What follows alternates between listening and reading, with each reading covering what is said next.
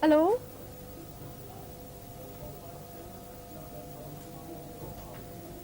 Yes. I have no details. Yes. Go ahead. España, say again the call sign. España 5005. Boeing 737, yes.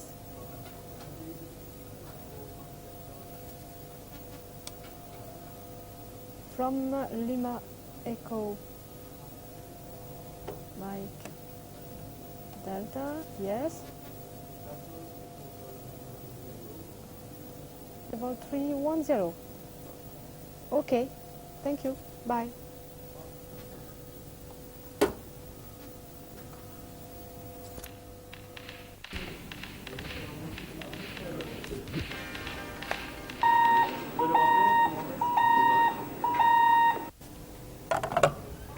Allô, oui, Cotra? Qu'est-ce que tu veux? Attends, je te passe le contrôleur concerné. Michel, tu prends Cotra? Allô? Oui, il y a un problème? Bien, après Patel, il fera arrêt et hors tac. Voilà.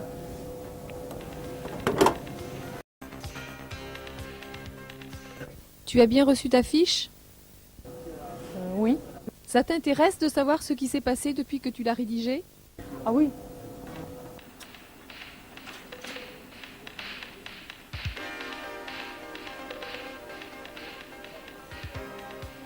Une fois la transaction terminée, la fiche est acheminée du centre au CRNA Nord, où est installé le système de traitement de plan de vol, le STIP. Elle est alors présentée sur Datascope à un contrôleur qui établit un plan de vol machine. Le même circuit est utilisé pour renvoyer au centre les éléments traités. Cette fonction des contrôleurs du STIP ne représente que 5% environ de leur activité. L'objet de ce montage est de présenter l'ensemble des activités de ce que nous appelons habituellement le COTRA et de ses contrôleurs.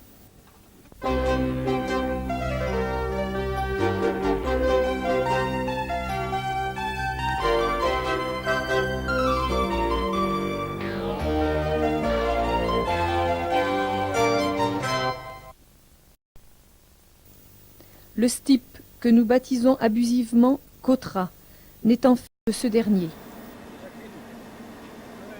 Il a pour rôle la collecte des informations plan de vol et la redistribution des données traitées aux organes. En France, ce système est centralisé et porte le nom de système de traitement initial des.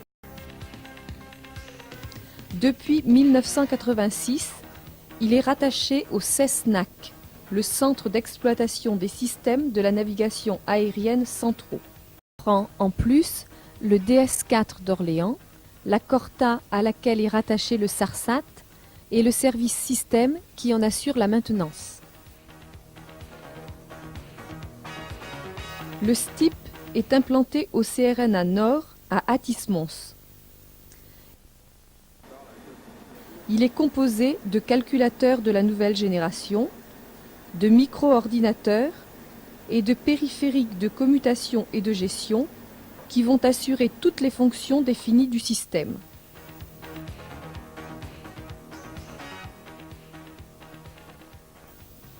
Le STIP est relié au centre de contrôle, auquel il envoie différentes informations et en particulier les plans de vol créés. Précisons les fonctions du STIP. 4 activités différentes apparaissent d'emblée. Ce sont des plans de vol machine, leur modification éventuelle, leur diffusion et l'archivage aux fins d'études de statistiques et de redevances. Commençons par la création des plans de vol machine. En fait, nous pouvons parler de création. Le FPL, le RPL et la création par fiche contrôleur. Les informations du FPL proviennent ou d'une compagnie par son service opération ou d'un BTIV qui fait office de bureau de piste.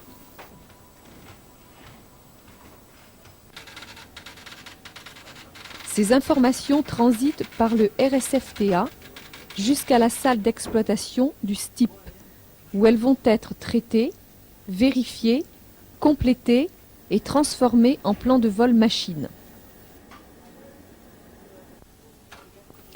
Présentées automatiquement en fonction des disponibilités à l'opérateur COTRA sur un datascope, l'affichage des informations est fait en partie de manière automatique, le système s'assurant que les champs du plan sont correctement remplis. De l'indicatif, du type de vol, du type d'avion, de ses performances et de ses équipements.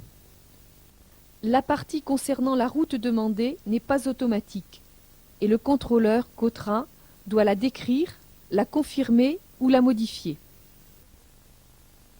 Bien entendu, il s'applique à reporter la route demandée si elle est correcte. Pour s'aider dans cette tâche, il utilise des tables de consignes dans lesquelles il va chercher des compléments d'information et des cartes de route, grandes cartes murales visibles de toutes les positions. Si la route demandée est conforme à un itinéraire décrit dans les tables de données, le contrôleur fait apparaître la route complète dans le plan de vol machine en composant simplement la balise d'entrée et la balise de sortie de l'espace français. Cette information est signalée par la lettre I précédant ces deux balises. Sur cet itinéraire, il peut y avoir des trajets alternatifs liés au PDR de week-end ou aux zones militaires. L'existence de tels trajets apparaît dans des fichiers sous forme de tirets et le choix en est fait automatiquement en fonction des éléments transmis au STIP par les DCC ou par les CCR. Dans de nombreux cas, il n'existe pas d'itinéraire prévu. Le contrôleur COTRA doit alors fabriquer la route en tenant compte des points demandés. Utilisant les supports qui l'entourent, il crée la route de façon manuelle. Cette transaction porte le nom de patate et s'identifie par la lettre P placée devant la route décrite. Cette information peut être obtenue en salle de contrôle en demandant le message plan de vol traité XNUM.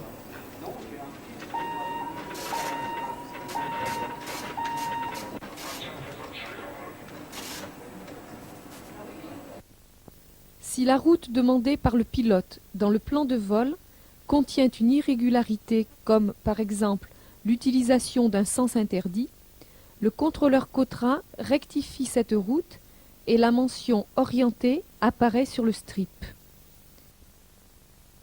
La deuxième source d'information pour la création du plan de vol machine est la fiche rédigée par un contrôleur de CCR. Cette fiche a une priorité supérieure et apparaît tout de suite sur un terminal libre. Il convient, on s'en doute, de donner au contrôleur COTRA un maximum d'informations sur la route suivie. Une seule balise, comme vous le voyez, est à l'évidence une information insuffisante. Pour faire correctement une fiche, j'ai besoin d'un maximum d'informations. Et si pour une fiche, je n'ai que l'aérodrome de départ, l'aérodrome d'arrivée et une seule balise en entrée, j'ai de grandes chances de me tromper.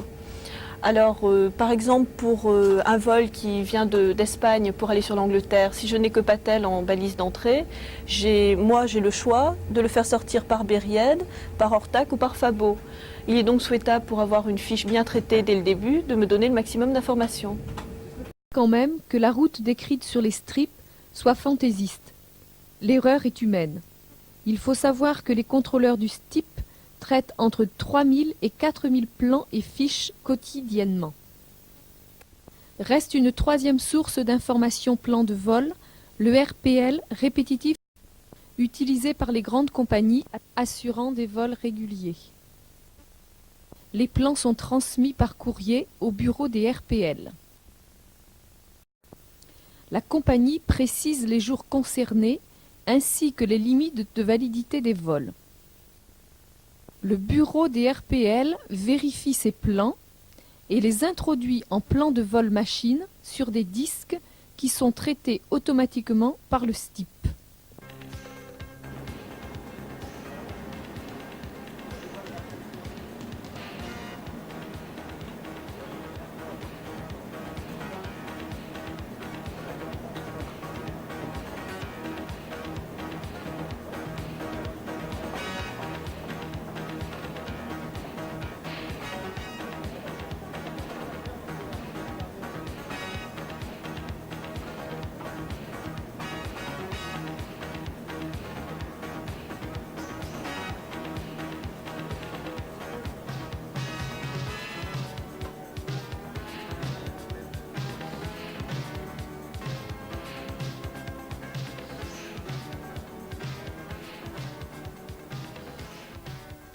Nous nous trouvons ici dans le bureau des RPL et de la mise à jour des tables CA. Un RPL, c'est un vol qui doit avoir lieu en IFR régulièrement et se reproduisant 10 fois au moins dans une des FIR des États participant au système. Nous recevons ici 2 fois l'an, la saison d'hiver et la saison d'été, tous les bordereaux des compagnies. Nous traitons donc les bordereaux de ces compagnies. On étudie un par un les vols et nous ajoutons la route. Ensuite, nous les rentrons dans le calculateur. Ces plans de vol sont traités dans le calculateur. Ils sortent 3 heures avant leur départ. Les compagnies peuvent intervenir sur chaque plan si ces compagnies ont un changement de type d'avion ou un changement d'horaire. En plus des RPL, nous assurons la mise à jour des tables CA. Ces tables CA sont remises à jour tous les mois, suivant des dates données par les RAC. Pour mettre à jour toutes ces informations, nous utilisons un système qui s'appelle SATIN, Système automatique traitement information nationale. Les compagnies sont de plus en plus intéressées par ce système. Au début, nous avions peu de compagnies. Maintenant, nous arrivons à avoir 105 compagnies dans le système. Les plans de vol déposent l'objet de modifications, d'annulations, de changements qui sont tous faits par un contrôleur COTRA.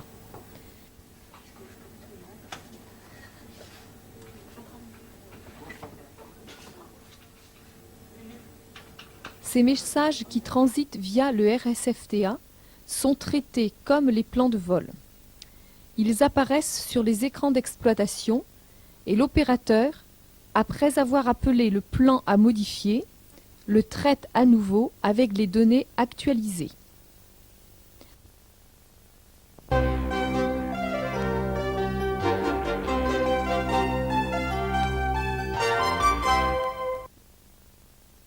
Tous les plans de vol machine traités reçoivent un numéro COTRA qu'ils gardent jusqu'à ce que le STIP décide d'archiver le plan.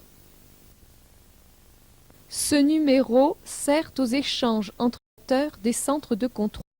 Il est également communiqué à l'organisme expéditeur pour lui confirmer que le plan a bien été traité. Le STIP diffuse aussi au centre en route des données nationales concernant les itinéraires, les trajets, les performances, les types d'avions et les consignes balises. C'est ce que nous appelons les données CA. De plus, les vents reçus de la météorologie toutes les 6 heures sont envoyés via le STIP au centre en route. Le STIP transmet au système de prévision les informations utiles à la régulation du trafic. Informations qui peuvent être obtenues par la Logabax de la salle de contrôle. Un nouveau système de prévision sera bientôt mis en place dans les centres de contrôle, Prévi 4. Prévi 4 est un système de prévision de trafic qui est appelé à remplacer le système existant actuellement, Prévi 3. Il a été développé dans la maison par le STNA en collaboration avec des sociétés privées. Tout d'abord TITN, puis Capsogeti. La grosse différence avec le système que vous connaissez, qui est donc Prévi 3, est que ce nouveau système est beaucoup plus ergonomique, permet d'introduire des données beaucoup plus larges et d'avoir des interrogations beaucoup plus précises. Les nouveautés sont également l'introduction d'alarmes qui permettent de prévenir les secteurs de contrôle d'une éventuelle surcharge. C'est également la possibilité d'effectuer directement sur le système la gestion des mesures de régulation. Actuellement, ces mesures de régulation sont traitées sur un micro-ordinateur à la Corta qui est complètement indépendant du système de prévision Prévi 3. Donc c'est un système qui fait partie à part entière du COTRA. Il est relié aux informations plan de vol à travers le STIP. Il reçoit donc les informations de trafic du STIP, mais également les messages acheminés des STPV vers le STIP et vers la Prévi. L'horizon de la prévision de trafic est donc l'horizon de connaissance des plans de vol de STIP, c'est-à-dire un horizon de 3 heures de temps. Bien, ce système Prévi 4 est actuellement en phase d'évaluation à la Corta. Nous avons déjà exploré pas mal de directions et en fait il semble pratiquement prêt à être mis en service opérationnel. Donc nous espérons pouvoir vous le mettre à votre disposition. Et vous, au système actuellement existant, Prévi 3, beaucoup de facilités d'emploi pour les centres de gestion de la salle et de trafic.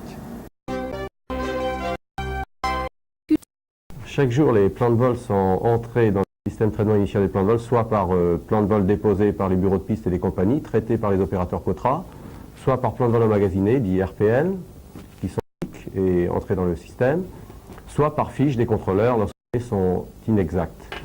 Bon, tous ces renseignements sont stockés dans le calculateur et tous les matins, vers 7 heures, sont archivés et recopiés sur une bande magnétique. Donc sur cette bande, on retrouvera tous les plans de vol de la journée passée, ceux qui ont servi ou ceux qui n'ont pas servi, avec les transactions opérateurs qui ont servi à créer ces plans de vol emmagasinés, les images des fiches, les messages reçus aussi du DS4 et non utilisés par les opérateurs COTRA et rejetés dans le système, dans un fichier dit des messages inutiles ou messages rejetés. Toutes ces données, chaque jour sur une bande magnétique, et constituent les archives du STIP, ou du COTRA si vous préférez. Ces données sont traitées par les redevances, d'une part, et peuvent servir de preuve en cas d'enquête sur les événements. Mais la fonction principale, c'est quand même la récupération des redevances de route et de redevances pour services terminaux. Bon, les redevances représentent quand même une très grande somme d'argent. Les redevances de route, par exemple, en 1986, on comptait récupérer 1,2 milliard de francs. 1987, 1,375 milliard de francs. Redevances d'approche en 86, 280 millions de francs. 1987, 370 millions de francs. Ce sont des sommes assez importantes qui montrent que chaque journée de trafic représente à peu près, pour 87, 5 millions de francs.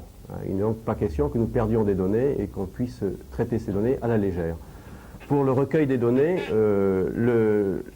un seul service effectue ce travail, c'est la section des redevances au sein de la division opération COTRA du CESNAC, qui donc récupère les données sur les bandes d'archives, les traite, les vérifie et les transmet au service central des redevances de Bruxelles, qui lui établira la quantification des données, la facturation et percevra l'argent de la part des compagnies, qui répercutera aussi cet argent sur les États en fonction des pays survolés.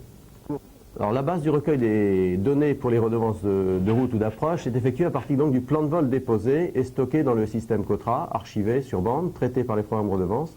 Dans ces plans de vol, les renseignements importants sont d'une part les aéronefs de départ et de destination, le type d'aéronef et l'identification du vol. Parce qu'en effet, c'est à partir de cette identification que l'on saura à quel exploitant il faudra adresser la facture.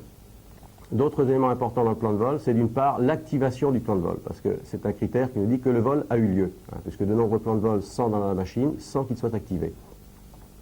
Tous ces éléments sont contrôlés et filtrés au niveau des redevances, du recueil des données par programme et ensuite vérifiés par des opérateurs, par des contrôleurs qui sont affectés à cette tâche et qui doivent en principe transmettre au service central des redevances environ 10 jours après la date des vols tous les renseignements pour les journées. Autre travail également sont les réclamations qui sont déposées par les usagers, soit auprès du service central des redevances de route, soit auprès de la DNA. Et en fonction des contestations qui sont faites, étudier ces réclamations et apporter une réponse technique sur les vols qui sont contestés. Pour contrôler son propre fonctionnement et pour mettre à jour ces différentes données, le STIP dispose de procédures de redémarrage qui peuvent être soit des reprises, soit des débuts de journée. Pour assurer le fonctionnement du système STIP, nous avons deux calculateurs Mitra 625. L'un est chargé avec le programme opérationnel, l'autre est un secours que l'on dit passif, c'est-à-dire qu'il est disponible pour être chargé si nécessaire. Le programme et les plans de vol se trouvent en permanence sur les deux disques du système opérationnel. Une reprise consiste à recharger le calculateur à partir des disques opérationnels. Dans ce cas, il n'y a aucune perte de plan de vol puisque disques et programmes sont sur ces disques. Une reprise type est transparente pour les centres de contrôle, excepté pour les fiches qui devront attendre le redémarrage du système pour être traitées par un opérateur COTRA. Une reprise peut être effectuée sans changement de calculateur, les disques restant à la même place, ou avec changement de calculateur. Dans ce cas, les piles seront transférées de l'ancien calculateur opérationnel sur le calculateur secours. L'on distingue deux types de reprises. Les reprises automatiques effectuées par le système lui-même à la suite d'une anomalie logicielle ou matérielle mineure et les reprises manuelles effectuées par le superviseur COTRA.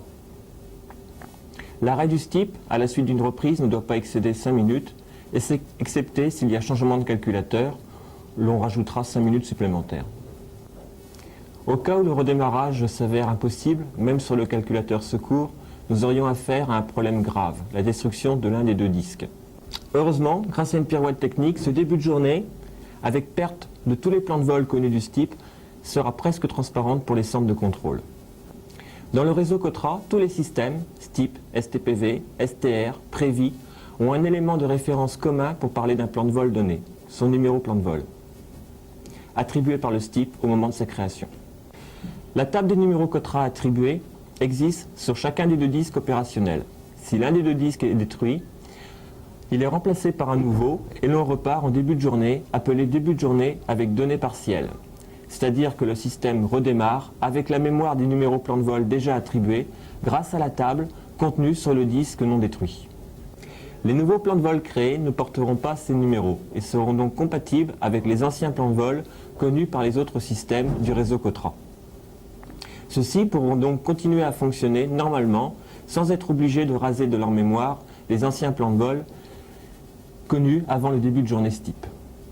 Cette situation permettra d'attendre sans perturbation importante la nuit suivante où tous les systèmes du réseau COTRA effectueront un début de journée nu. Un début de journée nu est en effet un début de journée de tous les systèmes du réseau COTRA avec perte de tous les plans de vol connus.